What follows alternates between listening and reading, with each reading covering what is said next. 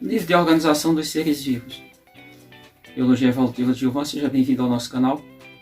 Olha, o pessoal tem muito questionado, e vocês alunos que assistem alguns vídeos que eu faço, quem também não é aluno, preste atenção. Se for pensar o nível de organização dos seres vivos, a gente tem que partir da questão de átomo. Por que átomo? Vamos pensar o que tem na maioria dos seres vivos em maior quantidade de substância. Água. A água é formada numa proporção de 2 átomos de hidrogênio para 1 átomo de oxigênio. Essa proporção. Então, a maior quantidade de matéria tem no nosso corpo, água. De todos os seres vivos, basicamente. Então, começa por átomo. Átomo forma moléculas. E aí, como que é a organização dos seres vivos? Essas moléculas elas são de 2 tipos. E ainda os sais que são íons livres, que funcionam aqui. Vamos pensar o caso do ferro, que circula no nosso corpo. E aí tem a parte inorgânica, é bem simples. Água e sais minerais, na constituição da matéria biológica, biomassa. E a parte orgânica, que aí são carboidratos, lipídios, proteídos, proteínas, vitaminas e ácidos nucleicos. Os seres vivos eles podem ser acelulares, é o caso dos vírus. No caso dos vírus especificamente, eles são, o material genético deles, no caso, ou tem DNA ou RNA, núcleo, os 2 ácidos nucleicos, que é comum aos demais seres vivos. Um grupo de seres vivos são unicelulares. Um reino total, que é o reino Monera, tem arqueobactéria, bactérias, cianobactérias, são unicelulares. Esses seres ainda tem uma questão que eles não têm o núcleo, o DNA está solto, o núcleo dele não está desenvolvido por uma membrana chamada carioteca. Existem várias membranas celulares, o pessoal pensa apenas numa membrana citoplasmática, tem inclusive membrana parede, que equivale à membrana também, tipo. Tem membrana em outras estruturas, organelas, tudo isso acontece. Então são os seres, únicos seres chamados procariontes. Outro grupo de seres que são também unicelulares são os protozoários, está no reino protista junto com algas, só que nesse caso aí já vai ter algas unicelulares e algas multicelulares. Sargaço, por exemplo, chega a mais de 100 metros de comprimento, e outras algas marinhas. Mas esses que são formados mais de uma célula, eles são chamados multicelulares. É o caso dos fungos, é o reino fúngico.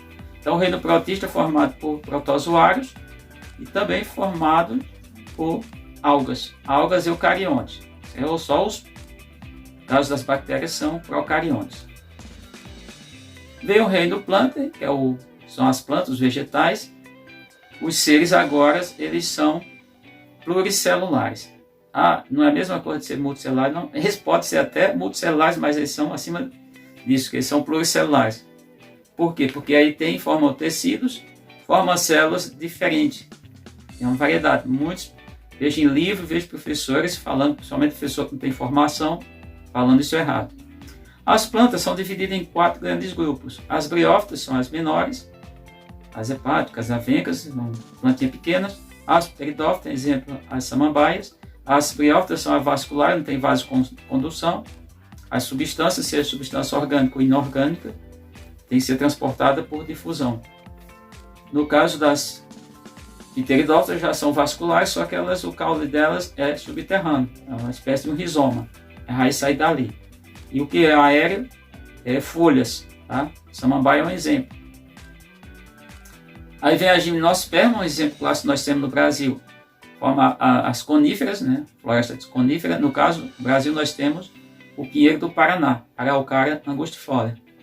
São plantas mais complexas, grandes, e que agora já apresenta que não depende. Das outras dois grupos dependia da água para poder se reproduzir. No caso das gimnospermas não, porque elas têm uma estrutura chamada estróbilo masculino e feminino, e a masculina solta gameta, que são os pólen. Esses pólen vão encontrar o estróbilo feminino da outra planta, por vento, através do vento, processo chamado animofilia. E o último grupo de plantas são as gimnospermas, são as mais novas, do ponto de vista de aparecimento do planeta, são as mais complexas, as que agora têm flores, Nem todas, né? Na verdade, a reprodução, a maioria são reprodução sexuada. Tem flores, tem osfera, tem pólen, tem frutos, tem embrião. Essas são as angiospermas. O outro reino de seres são os reino animalia. Reino animalia é um reino que eu tenho discutido com alguns cientistas, quando eu posso, quando tenho tempo, quando eles têm tempo também.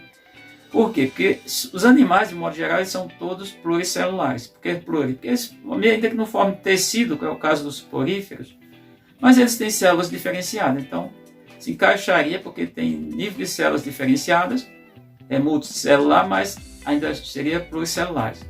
Dividido em vários filos, começando porífero, quinidário, os plateomintos, os nematelmintos, aí a gente tem os anelídeos, no caso aí temos os equinodermas, os moluscos, os insetos, inseto é só uma ordem, na verdade, os artrópodas, temos répteis, peixes, anfíbios, aves e mamíferos. Esse é o conjunto. Bom, isso é o nível dos organismos vivos. No caso dos animais tem animais diblásticos, é o caso dos quinidários, e os outros já são triblásticos. E no caso nosso, por exemplo, mamíferos, aves e a maioria que tem aí, desses filos, os vertebrados, eles têm 4 níveis de tecido, 4 tipos. Tecido conjuntivo, maior quantidade, de modo geral. Tecido epitelial, revestimento, forma glandular. Tecido muscular, que são, no nosso caso específico, 3 músculos, 3 tipos. Tecido nervoso. Nem todo animal tem isso. Tem um sistema nervoso difuso, mas não chega a ser um tecido, que é o caso dos poríferos. Bom, nível de organização deles na natureza. Quando a gente fala de um indivíduo, tem um indivíduo, mas quando os indivíduos pertencem à mesma espécie, é chamado de população. Por exemplo, todos os seres humanos da Terra são uma população. Todos os cachorros, os canos lupus familiares, é outra população. 2 ou mais populações juntas formam o que é denominado, o nível de organização, de comunidade. Bom, as comunidades elas vivem em alguns locais. Esses locais têm outras coisas, tem o que não é vivo. Isso vai formar o ecossistema, é um nível de organização. O ecossistema ele pode ser uma gota d'água. Deve ser vivo ali porque ele tem água que não é vivo. Então são os fatores abióticos, aquele que não tem vida, água, sais minerais, gases, temperatura, luz, tudo isso são fatores abióticos, não tem vida. E o que tem vida, se tiver uma bactéria naquela gota d'água, com certeza vai existir. Ali é um ecossistema, uma gota d'água, já tá, gente, um pingo d'água. É um ecossistema, mas pode ser grande. Um rio todo o tamanho do Rio São Francisco é um ecossistema, pode ser tratado. Ele está dentro, inclusive, mais de um bioma. Tá? Se a gente for pensar o Rio São Francisco, tá? Porque está dentro do bioma. Pega um pouco do Mata Atlântica, lá nas Minas Gerais, depois entra do bioma Caatinga, depois ele deságua. A foz dele é entre os estados de Alagoas e Sergipe, portanto, dentro da mata não tem Mata Atlântica porque foi destruída. Bom, e os ecossistemas, o conjunto total, formam o que é chamado bioma. Já é um grupo maior.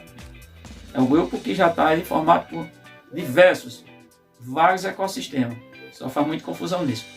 E juntando todos os biomas, bioma terrestre, biomas aquáticos, todos que existem no planeta, deserto, savana, tundra, tudo que vocês possam imaginar, é chamado de biosfera. Então esses são os níveis, de uma maneira bem simplificada, de organização dos seres vivos.